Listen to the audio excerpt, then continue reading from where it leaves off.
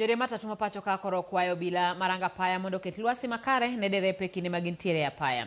Giwacho ni obila mag apaya osebedo ga ka gwandore kod joriembo e kinde magitimo pedha. Jatend riwruog matatu Albert Karagasha kamano bende okwayo derepe wetene mondo bed motang' e kinde magintiere apaya mondo duok chien medruok mar masira mag apaya e kinde mag nyasi mar Christmas kod higa manyien. Jiwo jowuoth bende mondo chwal lipot momondo ne riwruok margi kata tisend obila e kinde magiromo gi obila matiyo kodgi arietha.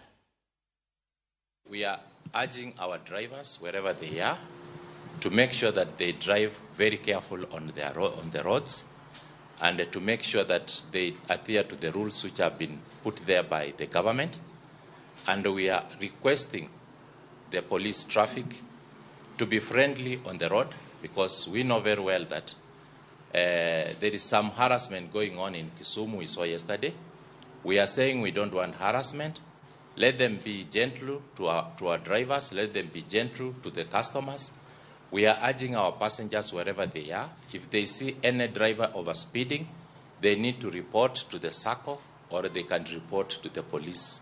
Na cha muhimu ni kuambia wakiingia katika magari zetu, wakiona wakiendeshwa kwa njia ambayo haifai, wako na haki ya kususha wakiwa ndani ya gari, kwa maana magari yetu ndani kuna namba ambayo zimewekwa pale ndani ambazo ndizo za viongozi hiyo SACCO.